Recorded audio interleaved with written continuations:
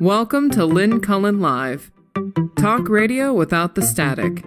Email your questions and comments to lynncullenshow@gmail.com. And now your host, Lynn Cullen. Yep, that'd be me. Or that is I. Having trouble with me and I lately.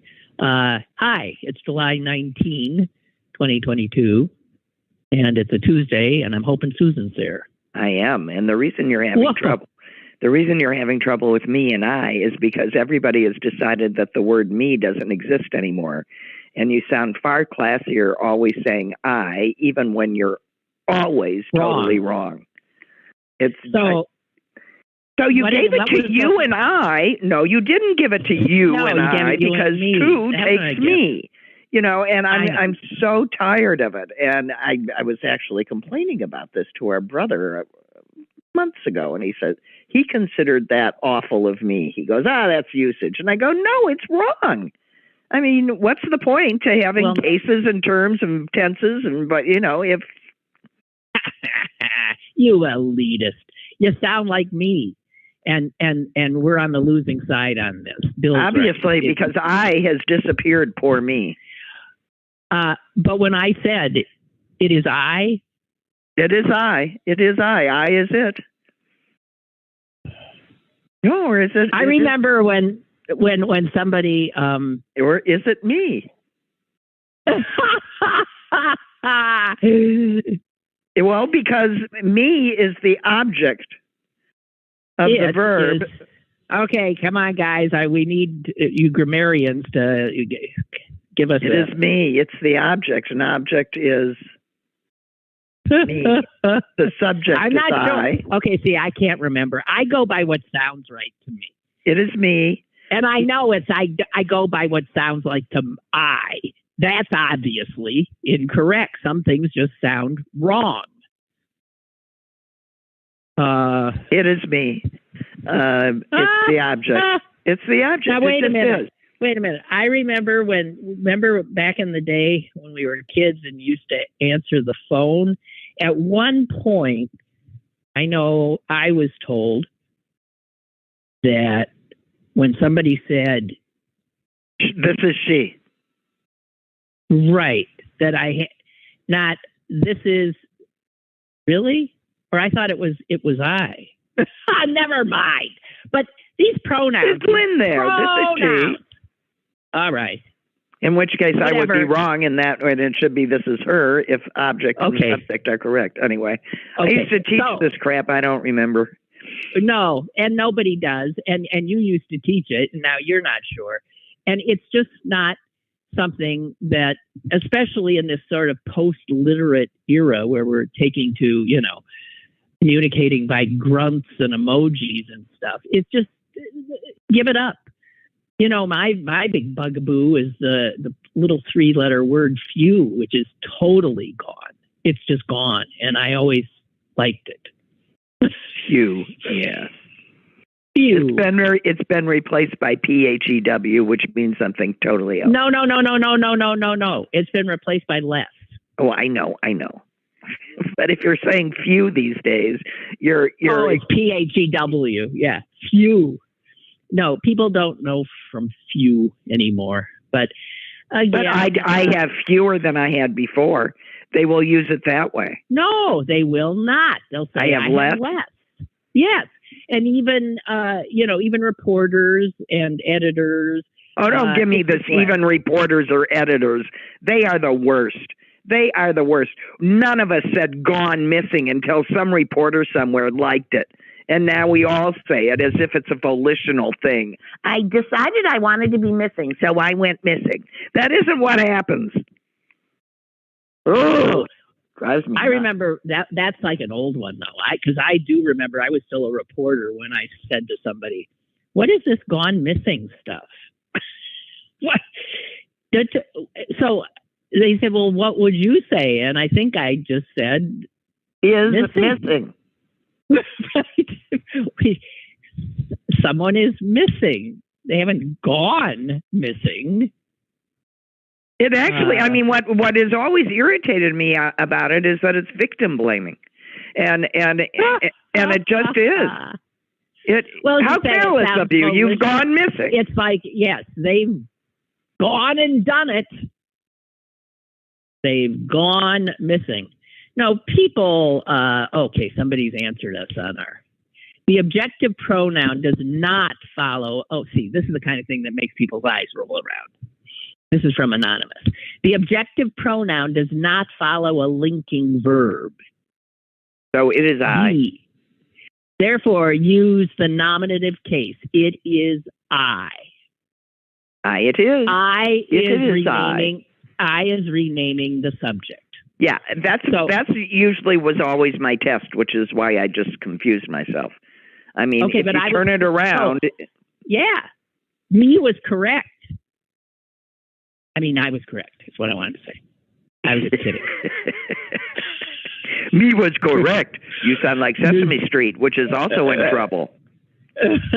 Sesame Street, Pennsylvania. You don't know about this? Oh, no. They're characters. They're furries.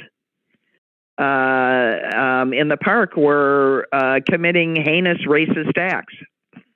Wait a minute. Who's furries? Sesame Street characters, particularly Bert and another, were somewhere in Pennsylvania, probably in Pittsburgh, because that's. I think it was Philadelphia, actually, and they're claiming they're asking that it be shut. It's a theme park, and they would be playing with all the white kids, and then a black kid would come up to them and be pulling at them, and they'd either ignore him, or in one case they pushed the kid over. In another, awful stuff. So in other words, racist people wearing people wearing Muppet costumes and Ernie costumes, or all the Muppets. Well, going and getting a job at a theme park and being mean to half the kids. Yes. Yeah. Well. Susan. What? Don't know. That's a depressing story. It was awful. I just read it. I said, I can't believe that. Who would get dressed up in as Bert and then decide to torture kids all day? Well, it doesn't mean that just because you wear a costume. Listen, most of the child molesters like dressing up in those things because it gets them close to kids. You're absolutely correct. Yeah. Thus, the person I feel sorriest for today, and God knows it's a long list, is the guy whose picture is all over the place. I saw it first yesterday. The guy in London, the guy serving the Queen, the guy standing at attention as as somebody pours water in his face to try and keep him from passing out. How about letting him take off the wool and the fur and the? He's got a 20-pound bear. Isn't that bear they wear? Bear hair? Yeah, something. Bears. It's. I mean, and fully dressed up to it and standing in 102-degree temperatures, and I'm thinking. It's cruelty. It's abuse of your military, and should be called out. Yeah, they should let those guys have a seat. I mean, if they are really performing an honest-to-God guard duty, then let them do it dressed in summer apparel appropriately. How could you be really doing a guard duty when you can't move your eyes? I have no idea, but I mean, if they're killing people, for pageantry, that's even worse. I'm pretending like they have a job. Ceremonially, no, it's totally ceremony. But that's what the British crown is all about. Ceremony. Yeah, I wrote I sent a little piece of advice to our very pregnant. England living niece. About being pregnant in this weather. Yeah, I wrote her that just 42 years ago, I remember being 8 months pregnant in St. Louis when it was also 105 degrees. Yeah. And I think my beloved husband and I picked that time to go and see a musical at the outdoor theater, the Munich. Oh, for God's sake. So my piece of advice was do not take in any outdoor theater whilst 8 months gone in, in 105-degree weather. Things will go better. I thought of her too. Well, they don't have any air conditioning. I mean, in St. Louis, no, they don't have at 105. You stay inside. Pregnant. My God. Yeah. But I have been thinking about that as I've been watching the heat wave, people under terror, blah, blah, blah, blah, blah. And they keep putting St. Louis up there. And the numbers they got for St. Louis look lower than usual. I lived there for a long time, and having over 100-degree temperatures and very humid in St. Louis has been that way for the whole 40 years I lived there. Yeah, it's a friggin' swamp. You open the front door, you get slapped in the face by the thick air. I mean, literally, it hits you. Right. And then you shut the door. Well, I think what's astonishing about this heat wave is how far north it goes. Well, it's hitting places that it shouldn't. But you just lose credibility with me when you throw St. Louis in there. Well, they can't help it. They're showing the breadth of No, but they got it marked like, oh my God, look at how hot it is there. And it's not. That's summer in St. Louis. All right. Okay. I have to... Things are bad enough, I'm just saying. We needn't exaggerate. Okay. I'm trying to think. Oh, no. Which is... No, don't do that. I'm trying to think. That's bucking a trend, Lynn. That's bucking a trend. God. No, I don't want that. I'm trying to think of where to, since I'm supposedly steering this ship. Oh, okay. I'll pipe down. That's what I was doing. No. I was just trying to think where to go next. Because it's not happy. Listen to this. I've gotten sort of, I've always been crazed about headlines and always blown away by brilliant ones and annoyed by the headline where you read the whole story and you can't find the point that's made in the headline. Well, it's a real art. It is a very difficult thing to do. Right. And, you can do it. Well, all I want to say is listen to this headline. I'm not saying it's an incorrect headline. I did not read the story, but this headline tells you all you need to know about American capitalism. Okay. Okay. It has to do with healthcare. This was a CNBC headline. Goldman Sachs asks, is curing patients a sustainable business model? Exactly. I've told you, I learned this in law school, that human life is a mathematical calculation computed by corporations. There's a breaking point when a business decision costs you more if it kills just, a smidge too many people. Well, but they're right out there saying, I don't know that this idea of curing. Let them die. Well, they're already letting women die. Let men die too. Model. Well, I just want you to know that there it is, the advertisement for socialized medicine. It should not be a for-profit business. It shouldn't be a mathematical calculation. No, it's about supposedly healthcare. Oh, and life is sacred. Oh, it is? Oh, yeah. Can I just tell you a funny fact about my favorite state, Missouri? Where, now abortion, and there was a trigger law there, so now abortion of any kind is illegal. However, because a fetus is a person at birth, okay? So... However, no. A person. No. A fetus is a person at conception. Sorry, I misspoke. Yeah. Okay. However, that only holds true if you are not a pregnant woman seeking to divorce. Wait a minute. The fetus is not a person? No, a pregnant woman seeking to divorce cannot have a finalized divorce until that child is born, because they can't determine how to deal with a non-existent person until they're born.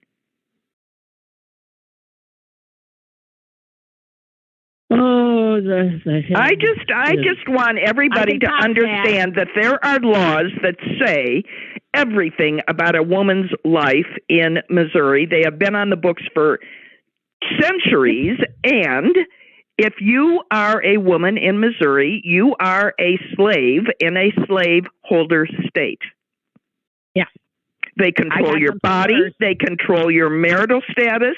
They control your ability to make your own decisions across the board. If you are a woman in Missouri, you need to pack now and leave. I'm just saying. Well, again, that's easier said than done, too. But you do wonder if we'll see an out-migration from these states into the, like the obvious civil divide that we've got, where people will start uprooting themselves to get to the part of America that seems still to be the America they want to be in. And I think but it's just when you make logical arguments to the very same people there, in the case of the divorce, there are actual cases of men withholding contraception and impregnating their wives so they can't leave them. It's an abusive instrument. That's on the books. Here's that for you. I just want to point out who the laws are written for. If critical race theory, it's critical sexist. Right along with it, men have been writing the rules to benefit men only, and plenty of women. The Missouri legislature is full of women. Oh, well, they see their power in their men.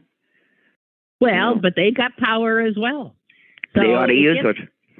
Well, they don't see things like you do. They bought into, you can call it Stockholm syndrome or whatever, but there are plenty of women in the world who ascribe to, generally, this stems from religion, that a woman's place is, as a servant, essentially, at which point I will point out again that God, if you believe in God, has God's rules. However, the problem with it is that they were written down by men. This is true. So I have no idea what's man's rule and what's God's rule. And but when people think about God, they're thinking about a woman? No. No, they're thinking about a man, because guess what? Anyway. God the Father. God the Father, Lord, He. Yeah. So, listen to this. The Idaho. When, by the way, God is the original they. That is true. God is the original they. The Idaho Republican Party has voted. Somebody suggested, some of this stuff, we really should amend our law about abortion so that we make clear that if a woman's life is truly, if she's going to die, that she could have an abortion. And the Idaho Republican Party voted against it. Because they don't see the life sitting right in front of them as sacred. No, it's astonishing to me. So you have a living being that they will kill to get to an unliving yet being, which will probably die in the process. Duh. What's the point? I just don't even. I can't even. Because women are invisible. I don't know how many times I can say they cannot see us standing. These women, though, that they're willing to let die to save a fetus or an unborn child, often have other children at home who will become motherless. I don't comprehend it. Her life is obviously of more value because she's already a living being connected to other living beings in important relationships. Nothing so clearly shows that this whole thing is rooted in hatred of women. Yeah. One of my absolute need to control and it's hatred of women. They want us dead. There's no other explanation. It's not hyperbole. They cannot see us. They cannot see us as a factor. They cannot see us as any way deserving of our own lives, and they certainly don't think that we're smart enough to figure out what is the best thing for us. Only some total stranger to us is smart enough to know what our individual situations are and why we might need or not need to do something. It's, I don't know. I'm getting violent these days. Yeah, I can tell I know you're a little, I can hear that you're potentially going to blow your top before this hour is over. It does make me extraordinarily angry. Well, it would make anybody who's thinking. I saw a really great piece in the Washington Post today about how historically imprecise the Dobbs decision, which took down Roe v. Wade, was about history of abortion in this country. Because the basic premise of Alito's opinion was that abortion just ain't in there. The Constitution can't protect a right that is not deeply rooted in our history and in our tradition. And is he kidding? He thinks abortion isn't rooted in the Constitution, you say? Meaning specifically enumerated, or by being a part of our historical Susan, fact? Don't make me start to have to argue on his behalf. But this was a cursory. He jumped way ahead to. It was a very selective reading of history. So in this piece I read, first of all, in colonial America, in puritanical America, abortion was not considered illegal. No. It was, in fact, considered a private matter. These are the Puritans I'm talking about. Now, they were people trying to feed themselves. They understood. The state did mark the beginning of where the state might have an interest at quickening, which was when the mother first feels the fetal movement. Now, quickening can happen at different times for different women, but it's usually 16 to 22 weeks. And quickening was generally considered, that's where the state might say, we should try to protect this burgeoning life because it's almost here. So they were that far ahead of where we are now. Nobody suggested that a life began at conception. Or 6 weeks, or any of that. In fact, even in the Catholic Church, where did I read that the other day? Oh no, it wasn't until 1870 something. Pope, I forget who, all of a sudden decreed. Yeah, it had never been the case. No. That life began at conception. Again, a man decided just, about 200 years ago. He wanted more Catholics. It's not about what it's about. No, it's not. And the woman is just a throwaway vessel. Yeah. So there's this interesting case that they bring up, and I'm loath to get into the whole thing, but it comes out of Virginia, and it involves a whole lot of names you'll know. Important people got involved in this case that had to do with an abortion. And the names are Thomas Jefferson, I think you know that one, Patrick Henry, ring a bell, and John Marshall, who went on to become a planner, the Chief Justice of the Supreme Court. Yeah. All three of those men played a part in a case involving a woman named Nancy Randolph, who was 18 and who was impregnated by her brother-in-law.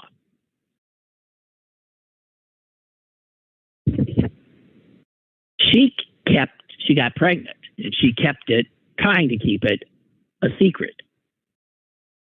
Her cousin comes to visit, and her cousin is, guess who? Thomas Jefferson's daughter. Her cousin comes to visit and figures out that she's pregnant. Nancy is pregnant. And she says to her, look, I can see that you have a menstrual obstruction. Isn't that an interesting term? I love it. That was the euphemism used by people in that era, a menstrual obstruction. And she said, I can get you gum of something, I can't even pronounce it, a certain herb that should produce an abortion. Now, the reason there's all these, because this ended up going to trial, which is why there's a record of this case. But she was charged with murder? No. The guy who impregnated her was, for some reason. I get mixed up about it. He was charged with rape or something, yeah. Whatever. No, he got off, but all of these people got involved. She took the herb. She miscarried. It says here, a slave found what appeared to be a white fetus on a wood pile, and everybody started talking. Thomas Jefferson, who was then in Philadelphia, I think attempting to birth the nation.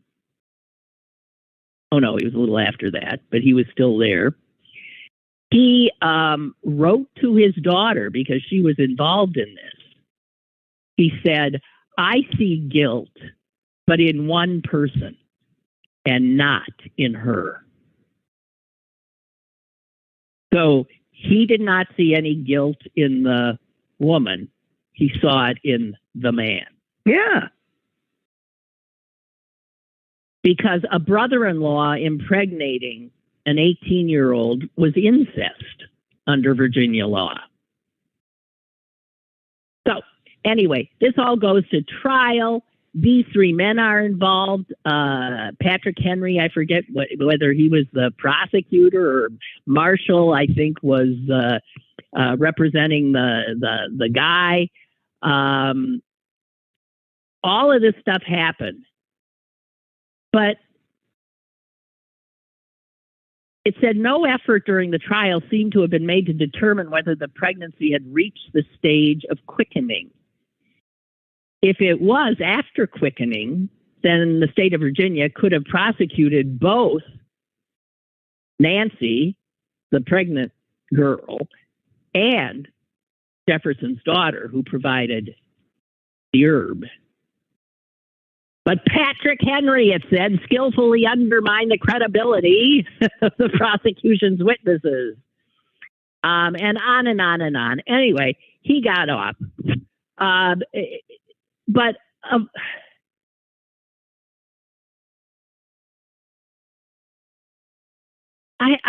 it's just that our history is always so much more complicated than we ever acknowledge, and certainly than Alito did in this most consequential decision of his.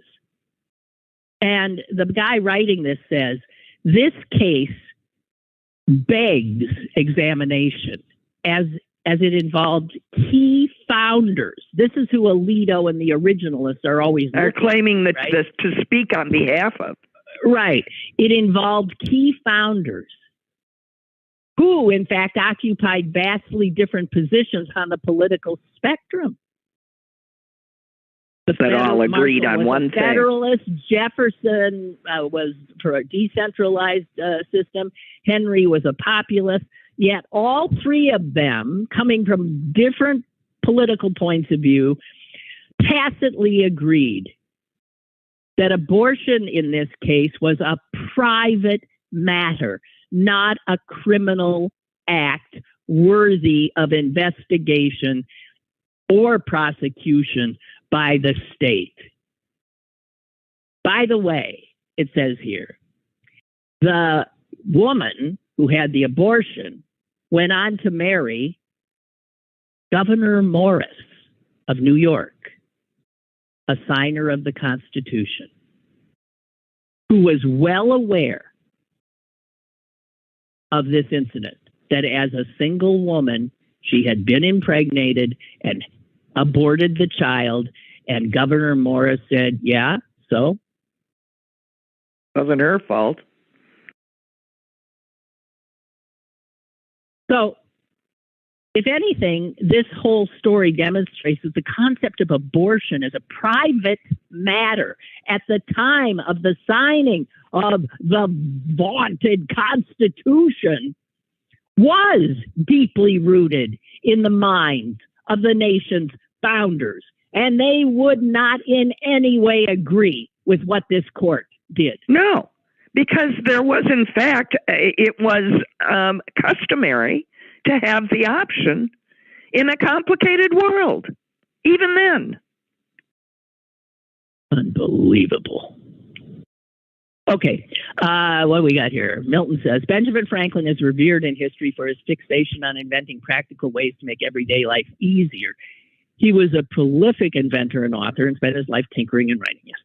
One of the more surprising areas Franklin wanted to demystify, at-home abortion. Well, I could see why he'd be interested. Ben! He wrote a medical handbook providing home remedies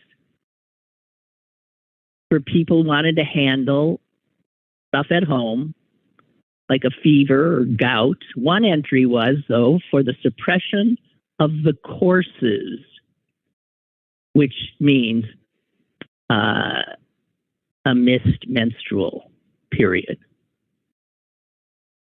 A menstrual blockage. A menstrual blockage. And so there you have it. My God.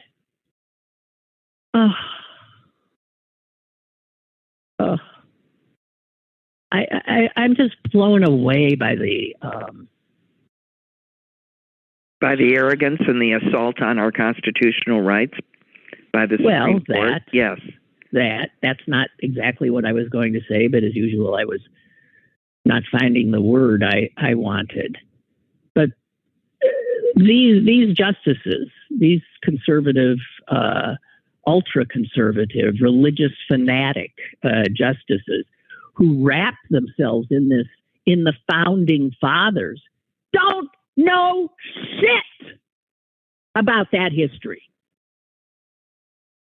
And no, they're doing it all wrong. I mean, they're bothering to do the Can you imagine how many clerks did Alito have? Nobody turned up any of this history, the founding fathers, as it relates to abortion. It turns out there is a lot of history on their personal beliefs.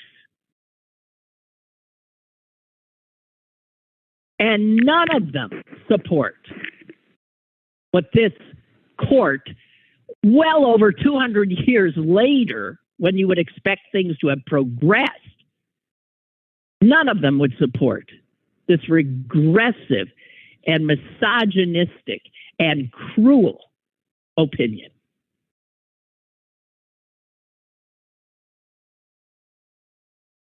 Yeah, I mean, we can use as many words as we want. It boils down to it is anti-woman, it is anti-family, it is anti-survival in today's economy, and it's all for only one reason, and that's to control women. And which in the end is terrible for the very people that are trying to get it done. They're bringing down the world around their very own ears, and they don't even understand it. But I sit around and try and think, what right can I just tomorrow take away from all men that will make them understand what this feels like to a woman? Well, a lot of men care mightily, in fact, love mightily. I know, I understand that, but it's still, I think you can't. It's very difficult to explain white men what this loss feels like. White men probably can. Black men can. Native American men can. They understand about the state taking away your rights and looking at you askance when you complain. Mm-hmm. But white men, harder, really harder, unless they're gay, unless they're, you can start pulling out some of those white guys for sure. Well, I mean, I exempt my most of my male relatives, not all of them. Oh, hell no. Hey, I got a question. From Beth. Okay, you'll like it. Listen carefully. Here's what she's wondering, since what you said about Missouri's law and what a person is and when a person is. All right, so she says, if a kid who is busted for underage drinking now in Missouri at age 20 and a half, could they say, hey, I'm legal, I'm not underage, as my drinking age is based on my date of conception? Yes, I would certainly argue it. I would certainly argue it. That's sort of like the woman saying that she gets to drive in the lane. Yeah, right. No, there's ways of starting to harass these sons of bitches with this stuff. Even more, she says, Beth goes on. If someone is close, let's say to Social Security or retirement, why can't they use these fucked up state laws and say, I'm old enough to claim this.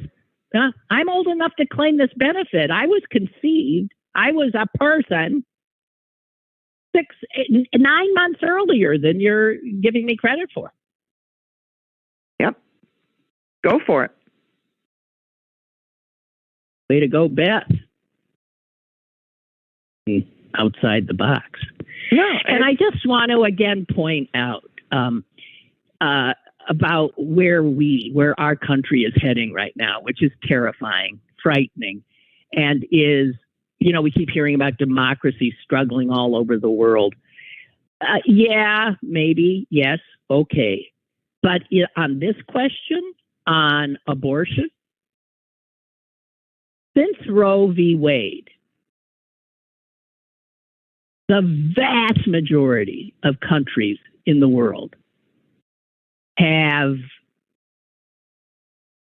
legalized or relaxed laws. Nearly 60 countries have liberalized And many of which identify as Christian/Catholic. Well, they're Catholic. Companies. I mean, there are absolutely lots of Catholic countries in Mexico, Colombia, Italy, France, Argentina, Ireland, for God's sakes, which has absolutely, the Irish turned on a dime. They had one of the most, I mean, my God, they have what we are heading toward. Absolute draconian crap where women are, suspect, surveilled, which is where Poland went too. The United States is one of only 4 nations that is moving in this direction, in this ugly, regressive direction. And 60 others are moving the other. This is what Christo-fascism looks like. Welcome to it. That is exactly what crypto, Christian, nationalistic fascism. So it's really astonishing. Maureen Dowd had a column on this, I think Sunday, that it is just no one would have believed this. This totally Catholic country, Ireland, and the United States, the so-called liberal democracy, have totally traded places in the space of just a blink. Ireland threw off this ugly, misogynistic history and went full-throated into allowing women to control their own bodies and rejecting religious reactionary control of women's bodies. And at the same time, we are just at the same speed lurching backward, insisting that the state control women's bodies. And, you hear all these things about, women. I mentioned yesterday, Susan, that women are already suffering. And they will be dying, because there was a woman in Wisconsin who just the other day who was badly hemorrhaging because of a miscarriage. And she went to 2 doctors, neither of whom would give her the pill she needed to help push out. Because it's an abortion. Yes. They were afraid, so they would not. Meanwhile, she was in danger of dying. And that's what's going to happen. If you have to have a committee meeting to determine whether this is legal to save this woman's life or not, the woman dies. You are set. There is no time in these decisions to call in the committee and the lawyers and parse it. And to the people that say this is so rare, even if we say it's rare, even if that little 10-year-old raped girl is rare, which, by the way, she isn't, who cares? Do you not want to save her because she's rare? Unbelievable. Do you not want to make laws to protect her because it's rare? Yeah. Boy, she ain't the only little girl. No, she isn't the only one. Impregnated. But their bodies are nowhere capable of handling pregnancy and labor and delivery. It is, you talk about cruelty.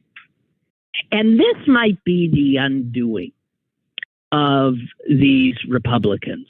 When people are forced to see how cruel. Yeah. The cruelty. And detached from reality and the real world. And I got news for these religious zealots that are doing this to us. I sure hope that there actually is a God who takes a look at them when they get to where they think they're going. I always do. Spits in their face and throws them down. I can't wait. Well, it ain't going to happen. There was a great cartoon. There was a great cartoon of Jesus sitting with Lucifer going, if you had told me that you could convince them that that an adulterer, rapist, crotch grabbing, 3-time divorced, lying, blah, blah, blah, blah, was my emissary to the world. How'd you do that? And Lucifer's over there just laughing, going, pretty good, huh? Incredible. But that's exactly right. Okay, let's go to Susan. Oh, I have to tell you this. We've mentioned before that Susan is always watching these HGTV makeover houses and decorating stuff shows.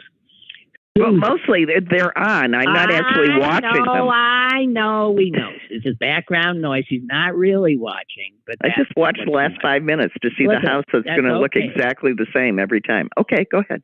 No, it doesn't. You said go ahead, but it doesn't. They don't look the same. They look different. I sort of appreciate that much. But here, gotcha. I found one. It's on Netflix. And I watched 2 of them. What is it? I was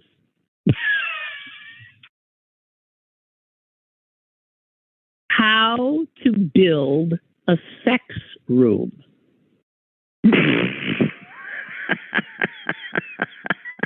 You cannot, guys, you cannot imagine.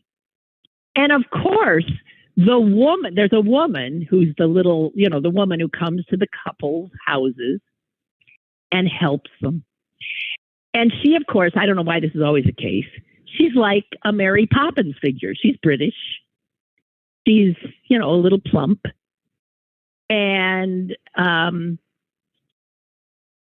she just joyfully helps them. You cannot imagine.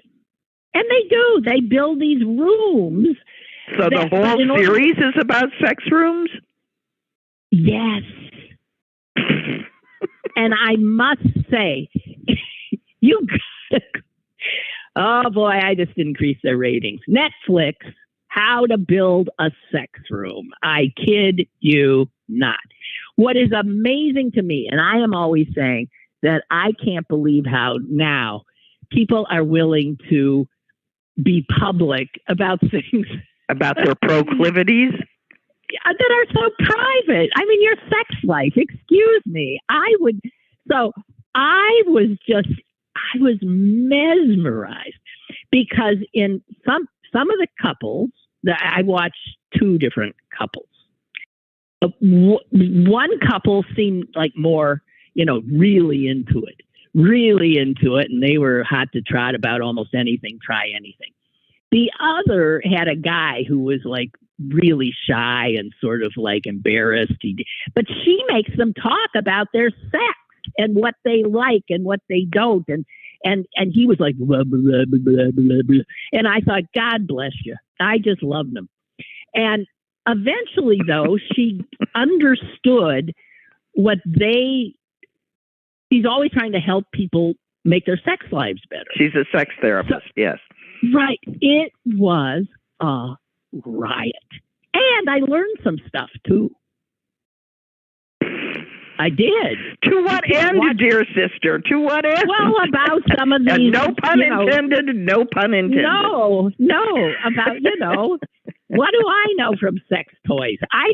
We used to do it without toys. Speaking of which, did you see on Spelling Bee that dildo was one of the words? No. Oh, yeah. When? Well, it had to be since I've been here. Maybe on Sunday. Because Sunday or Monday. I'll have to. Because I do them every day. Yeah, well, dildo was one of the words, and I laughed when they accepted it. Maybe it was right. And I said, it was a word that they accepted. I'm sorry, I was thinking of Wordle. Yeah.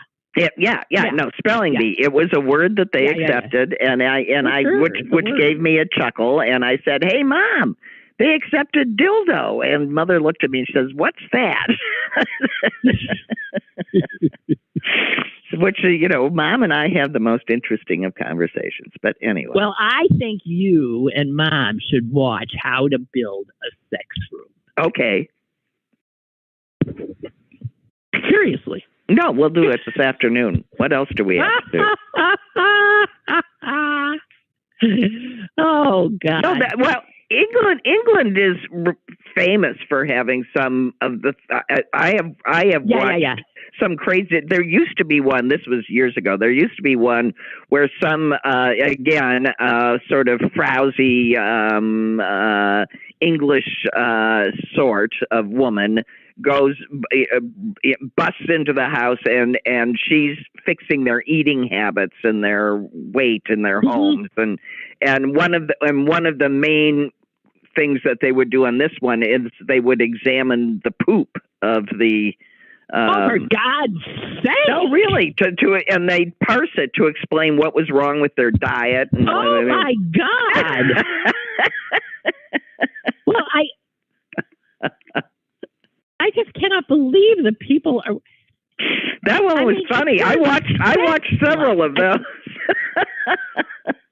God, if one of these guys, I don't know. I watched 3 couples because one of the guys was like coming out, folks. Now it's up to 3. It is 3. There was one of the guys was a law enforcement officer, and he was into shackles. Was he? They're all into shackles. It turns out, shackles are like restraint. And one guy is a black guy, and when it came, she pulled out some handcuffs. And he said, "Oh no, I'm a black man. That does not arouse me." And I thought, yes, good for you. But his black wife said, "Oh, well, how about if we did them in pink fur?" Oh, God. Oh, I'm watching this and I'm thinking, oh my Lord. But this is part of why, can you imagine Samuel Alito watching that? You know, it's this kind of thing that makes some of these, I suppose, think that when I think the country's going to hell in a handbasket, I'm not thinking about stuff like this. I mean, I'm sometimes eye rolling about it. The culture is like incomprehensible to me, and people's behavior often is. But for the other side, it's this kind of thing that makes them think we're going to hell, and they need to, arm up and kill us all because we're. Excuse me, if they think kinky sex is anything new, they have not read any history. Well, that's true too, but they haven't read any. I mean, they haven't even read the effing Bible. This is true. So I have to tell. This is a Pittsburgh-related thing, and I'm sorry to say it, but I think this was the Washington Post again, and it was something. Where did I find that? It was about data. Oh, they said that it's something they do, I guess, once a month. It's called a data dive.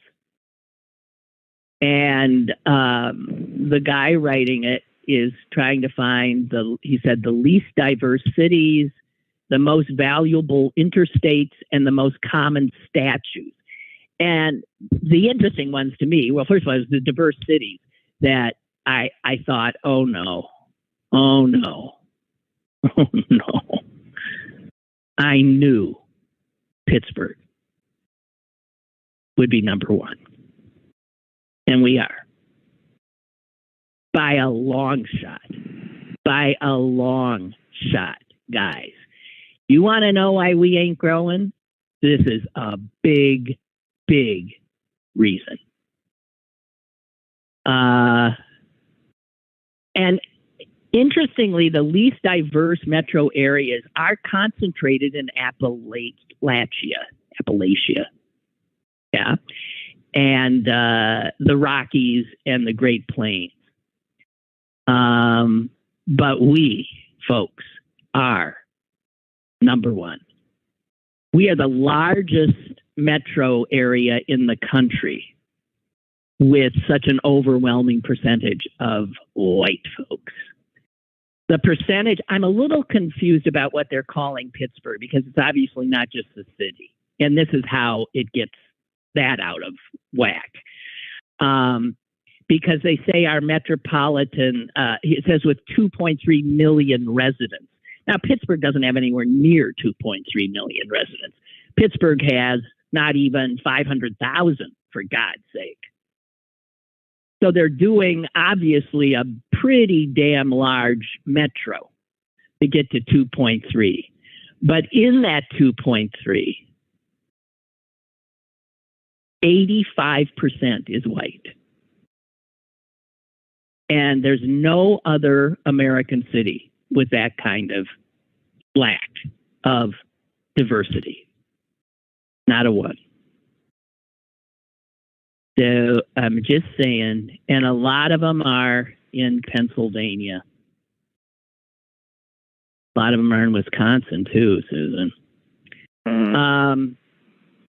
So then I want to get to the statue one, because they looked at all the statues in the country. Right. Oh, yeah. And who had the most? Who do you think has the most statues? What person has the most statues? Which person has the most? It's going to be someone, I don't know. Take a stab. Well, I'll just say Washington, and I know it's wrong. I think it's someone like La Follette. No. Your first impulse. George Washington comes in at number 2.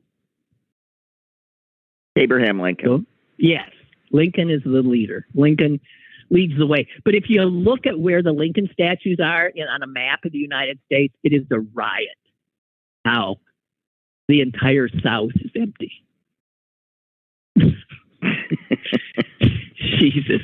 And there has to be 2 on every street corner in the North to make up for it. Let them go. It's my one quibble with Lincoln.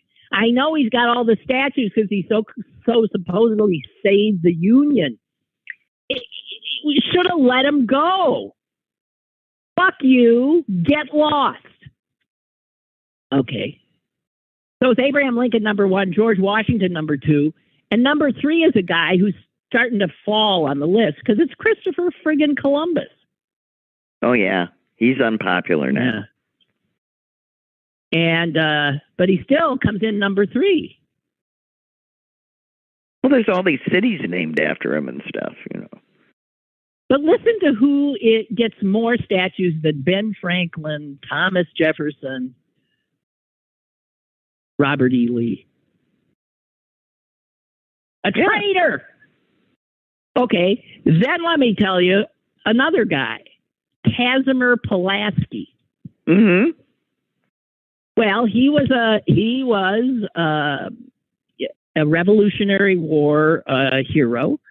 He didn't have to fight it. He came over from Poland to help us, along with this other guy whose name I can't pronounce, and they really did a hell of a job. Pulaski, and by the way, there are no women. There is not one woman on the list. In fact, statues of mermaids show up before a real living woman. Oh yeah, because it's a theme, Lynn. Here we are back again. I know. Here we are back. Only again. Fake women are admired. Real women are totally, can't be seen. We are invisible and of no note. And if we do anything of note, some guy takes credit. You know what's interesting though about Pulaski? It says here that while no women are, Pulaski. Mm-hmm. Pulaski just might have been trans. What they're saying. Yeah. Yeah. No, that might have been. Pulaski definitely was. How do you weren't there? How do you know? Well, because there's just too many contemporaneous reports. So this great brave, courageous general. That's an amazing story. I think I want to know more about him. Yeah. Her. They they were probably with female genitalia. I love it. Just saying. And we got towns named after Pulaski. We got whole main streets in Chicago named after Pulaski. I know Pulaski's huge, where there's Polish populations. And what happened is when the Poles came, the reason he's got so many statues is when the Poles, established themselves as an up-and-coming immigrant group, they looked for a way to say, look, we have been here, since the beginning. We fought for this country. And so Pulaski and this other guy, Thaddeus Kosciuszko or whatever, those were two Polish noblemen who were Revolutionary War generals. But they got more of it. But the Poles that were here just went nuts putting statues of them up. Well, but they were major figures. Here's what it is. Counts of men in statues include Pulaski, who some scholars believe may have been intersex. Well, I'm just saying there's a whole lot written about it. And it's not the first time I've heard it. And Pulaski is not the only one. There's others as well. Oh, my God. So anyway, I got to look this up. Well, it's not unusual. For a lot of reasons, certainly women posing as men happened all the time because it's a safer way to travel. It was just, or if you wanted to do anything or be anything, you had to be a man. So you put on a pair of pants and you go. He died. What? He died in 1779? 34 years old. I didn't know he died in the Revolutionary War. Yeah. At the Siege of Savannah. What became of his body fueled a scholarly mystery. I guess when they saw the body, it sure looked like a woman. Yeah. Oh, there you go. All right. I think we're out of time, Suze. But that was good. Okay. That was interesting. I'm going to read up now on Pulaski. But you got to say it right. Pulaski. Well, in Wisconsin, we call it Pulaski. Right. Pulaski. Wisconsin, it's Pulaski. Right. Wisconsin. So how's everything there in Wisconsin now that you're back? Everything is just peachy. Good. All blood pressures but mine normal. Sure. I know. Mom's healthier than you are. Yeah, healthier than I am. I know. God almighty. All right. Well, hang in there. Yeah, COVID recovered. Everything's good. We're doing fine here. Yeah, great. Okay. Thank you. You're welcome. Thank you. See you soon. Bye. Bye, guys. See you tomorrow.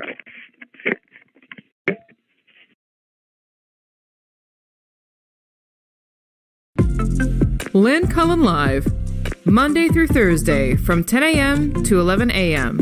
and archived at pghcitypaper.com. The opinions expressed on Lynn Cullen Live are those of the host and do not necessarily reflect the viewpoints of Pittsburgh City Paper or its advertisers.